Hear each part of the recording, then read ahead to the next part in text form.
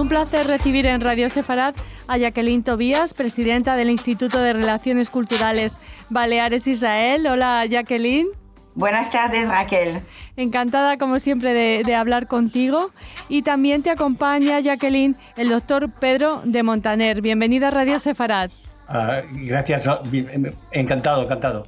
Raquel, siempre es un placer hablar contigo y el caso que siempre nos haces a todas las conferencias y actividad cultural que hacemos. Gracias por llamarnos e interesarte por lo que hacemos. Porque siempre son actividades que merecen mucho la pena dar a conocer. Eso hicimos ya en nuestra agenda cultural. Les recomendábamos una conferencia que se ofrecía este jueves 14 de junio en el maravilloso Centro de Cultura Sa Nostra, una conferencia que ofrecía el doctor Pedro de Montaner bajo el título La emigración como vía de ascenso social después del auto de fe, el ejemplo de los tarongí mallorquines, siglo XVI y XVIII.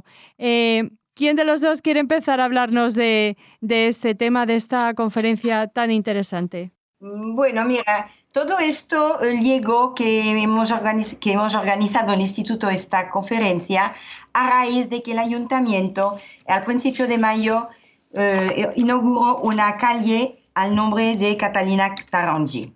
Catalina Taronji fue una de las víctimas de los últimos autos de fe de 1691 que murió quemada viva con su hermano Rafael y también Rafael Valls, que fueron los tres que se quemaron vivos por no querer jurar de su fe judaica.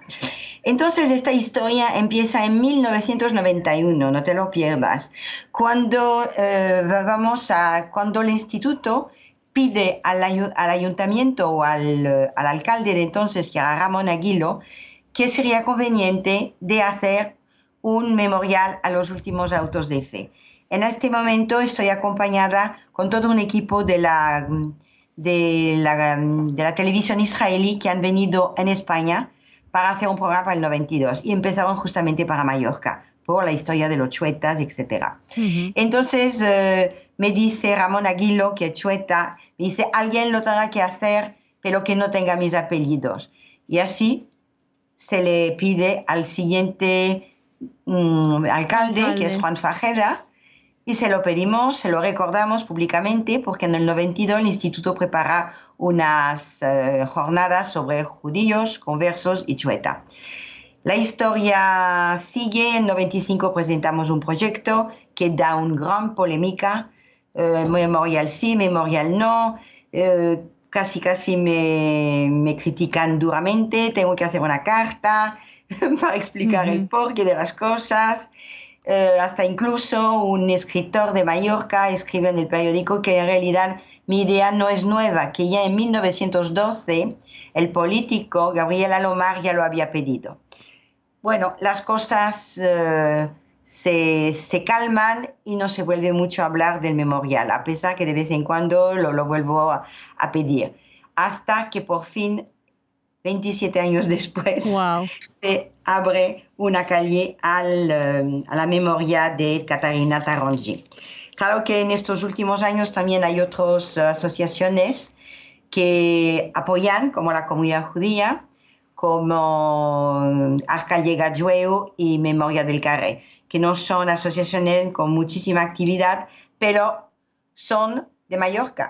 Y yo soy de un foro de Mallorca. Entonces, hemos conseguido esto, que no el memorial.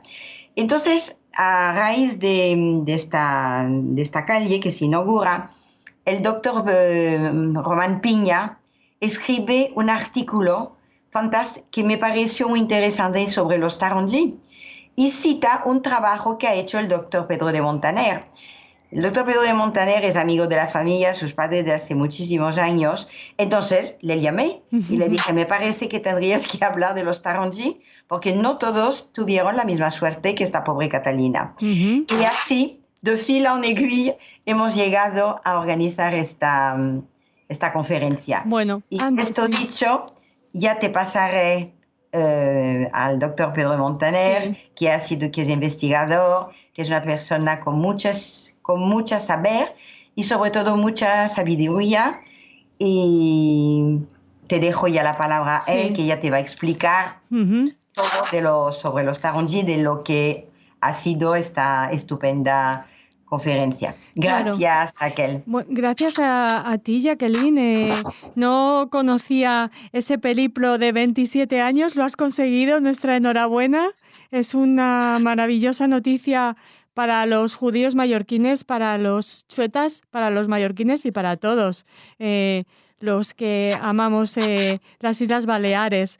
Nos comentabas esa suerte desigual que experimentaros los Taronji, que sobre eso precisamente habla su conferencia, ¿no, doctor?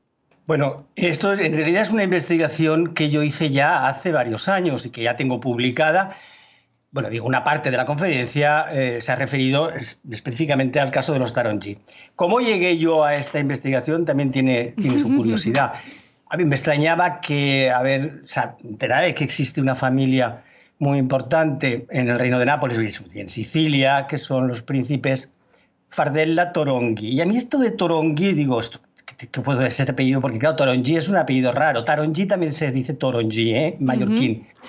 Empecé a investigar y resulta que estos Toronghi, ennoblecidos en Sicilia, hay una familia muy importante que ellos mismos introdujeron los jesuitas, financiaron la construcción de las lonjas de Messina y de Palermo, etcétera, etcétera, pues que eran descendientes de Mallorca y que eran, de hecho, el primer Taronji que se establece en Sicilia era un nieto de un Taronji que la Inquisición había juzgado y que había quemado en estatua. Pues había sido fugitivo. Pero que protegidos por el rey Fernando Católico, como en otros casos bien documentados, parte de la familia optó por trasladarse a Sicilia. Sin duda alguna porque ellos ya tenían relaciones comerciales con Sicilia, eran mercaderes muy ricos, especializados en libros y en pieles. Pero ¿qué pasó? Ocurrió que otra parte de la familia decidió seguir en Mallorca después del auto de fe. Entonces, claro, esa era una opción. Ahora explicaré por qué es específicamente peligrosa en Mallorca. Bueno, en la península, los conversos que padecían un auto de fe, pues tenían muchas posibilidades de cambiar de lugar. Era muy fácil. Estaban en un pueblo de Castilla, a lo mejor iban a un pueblo de Aragón, pues porque siempre los judíos en la península tenían parientes en muchísimos sitios, ¿no? Eran clanes familiares muy extensos. Esto es lo que en realidad yo expliqué ayer en la primera parte de la conferencia. Claro, los de aquí no se van a ir a un pueblo al lado de Palma, entonces, claro, pues los que se iban lejos, ¿no? Que era una manera de hacer olvidar, de reconstruir la vida, ¿no? Sin tener esta lacra del peso del auto de fe. Entonces, pues, los Taronji que decidieron quedarse aquí en Mallorca, siguieron siendo comerciantes, pero no superaron nunca el estatus y sobre todo conforme se fue acercando más el 17 y ya en el 17, pues la marginación de facto que tenían como chuetas descendientes de penitenciados y de condenados por la Inquisición, ¿no?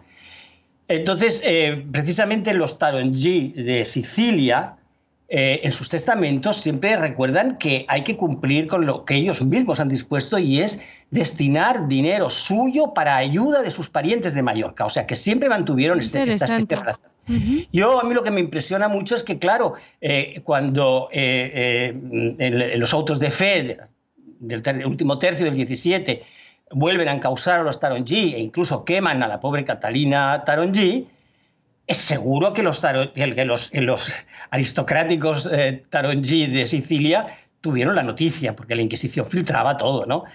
¿Cómo debieron reaccionar? No lo sé, pero bueno, el caso es que vean ustedes el contraste, ¿no?, entre los Taronji tan importantes en Sicilia y en el Reino de Nápoles y sus parientes de Mallorca, que por no haber emigrado, pues fueron todo lo contrario, fueron decayendo y acabaron tan mal, ¿no?, con el auto de fe. Curiosamente, Catalina Taronji, la quemada en Mallorca, comparte el mismo nombre que la última Toronghi, o sea, Taronji de Sicilia, que era Donna Caterina Toronghi. Es casual, ¿no? Pero bueno, me acabo de dar cuenta hoy, ¿no?, cuando hice el estudio no me di cuenta de la coincidencia de los dos nombres. Y en esto consistió más o menos mi conferencia. La primera parte la dediqué a contextualizar la evolución social de los conversos en la península, en los reinos peninsulares, porque no tiene nada que ver con la que se ha vivido en Mallorca. Y en Mallorca tradicionalmente hay una idea errónea sobre los aspectos sociológicos de los conversos sefardíes. Porque como en Mallorca se ha tenido y se ha vivido la historia tan traumatizante de los chuetas, no digo de los conversos, porque conversos había muchísimos que no fueron luego chuetas, porque se integraron en la sociedad. Uh-huh. Pero por culpa de este trauma se ha generalizado la idea de que todos los conversos han tenido la misma historia, y no es así.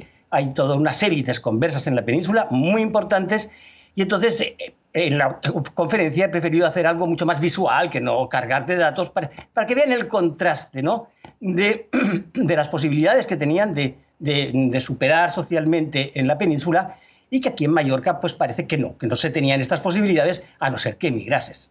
De ahí el título de su conferencia. Bellísima la historia de cómo cuidaban los emigrados tarongí o Torongi a los que se habían quedado en las islas, ¿no? Es emocionante, sí, en los testamentos.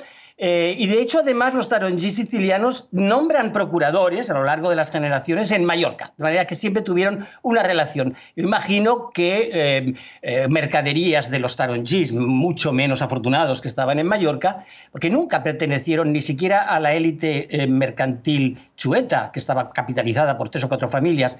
Ellos eran mercaderes, pero no muy importantes, pero imagino que ellos también les ayudaban haciéndoles que exportasen a Sicilia, ¿comprendes? Uh-huh.